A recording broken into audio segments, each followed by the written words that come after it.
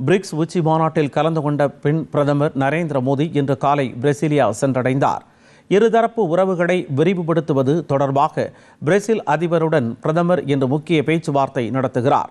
Brasilia விமான நிலையத்தில் பிரேசிலின் பாதுகாப்பு அமைச்சர் ஜோஸ் முசியோ மொண்டிர்னோ பில்கோ பிரதமரை வரவேற்றார். பாரம்பரிய பிரேசிலிய சம்பா இசையுடன் பிரதமர் மோடிக்கு சிறப்பான வரவேற்பு அளிக்கப்பட்டது.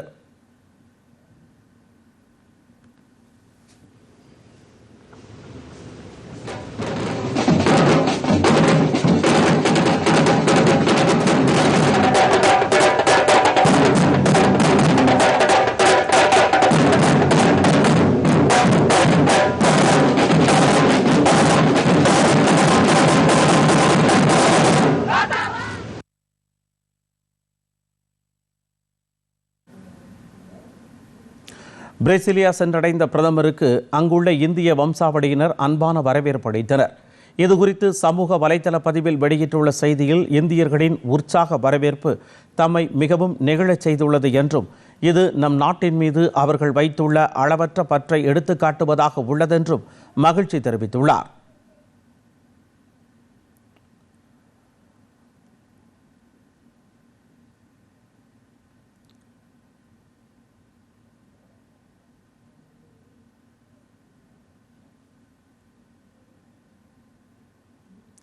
பரஸ்பர ஆர்வமுள்ள துறைகளில் இரு நாடுகளுக்கும் இடையிலான உத்திசார் ஒத்துழைப்பை விரைவுபடுத்துவது குறித்து பிரேசில் அதிபர் லூயிஸ் இனாசியோ லுலுடா சில்வாவுடன் பிரதமர் மோடி இன்று இருதரப்பு கலந்துரையாடல்களை நடத்துவார்.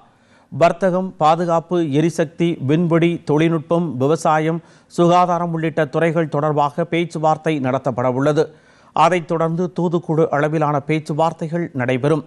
பரஸ்பரம் ஆர்வமுள்ள துறைகளில் ஒத்துழைப்பை வளர்ப்பதற்கான புரிந்துணர்வு ஒப்பந்தங்களில் இரு நாடுகளும் கையெழுத்திடும்.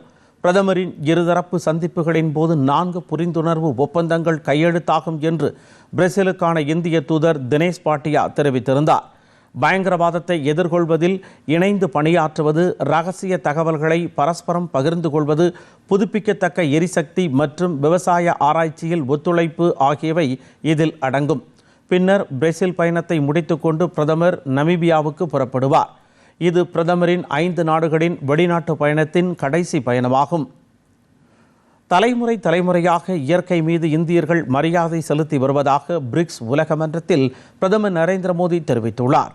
ரியோ டி ஜெனீரோவில் நடைபெற்ற சுற்றுச்சூழல் மற்றும் உலகளாவிய சுகாதாரம் குறித்த அமர்வில் பிரிக்ஸ் உச்சி மாநாட்டில் பேசிய பிரதமர், மனித ஆரோக்கியம் நமது பூமி பந்துடன் ஒன்றோடு ஒன்று தொடர்புடையது என்றும், இந்தியர்கள் பல தலைமுறைகளாக இயற்கையின் மீது மரியாதை செலுத்துகிறார்கள் என்றும் கூறினார்.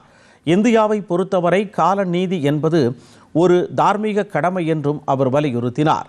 அடுத்த ஆண்டு பிரிக்ஸ் அமைப்பிற்கு இந்தியா தலைமை தாங்கும் போது அது ஒத்துழைப்பு மற்றும் நிலைத்தன்மைக்கான மீள்தன்மை மற்றும் புதுமைகளை உருவாக்குதல் என மறுவரையறை செய்யப்படும் என்றும் பிரதமர் குறிப்பிட்டார். எதிர்பாராத சூழ்நிலைகளுக்கு தயாராக இருக்க வேண்டும் என்பதையும் பிரதமர் மோடி வலியுறுத்தினார். உலகின் வேகமாக வளர்ந்து வரும் பெரிய பொருளாதார நாடாக இருந்த போதிலும் பாரிஸ் உறுதிமொழிகளை முன்கூட்டியே நிறைவேற்றிய முதல் நாடு இந்தியா என்று அவர் கூறினார். இந்தியாவில் மிகப்பெரிய சுகாதார காப்பீட்டு திட்டமான ஆயுஷ்மான் பாரத் திட்டத்தை அறிமுகப்படுத்தியதில் மகிழ்ச்சி அடைவதாகவும் பிரதமர் தெரிவித்தார்.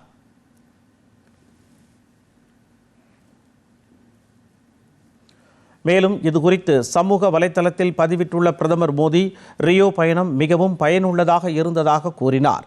பிரிக்ஸ் உச்சி மாநாட்டில் விரிவான ஆலோசனைகள் நடத்தப்பட்டதாக கூறியுள்ள அவர், இந்த தடத்தை இன்னும் பயனுள்ளதாக மாற்றுவதில் பிரேசில் அதிபரும் அந்நாட்டு அரசும் செய்த பணிகளுக்கு பாராட்டு தெரிவித்தார்.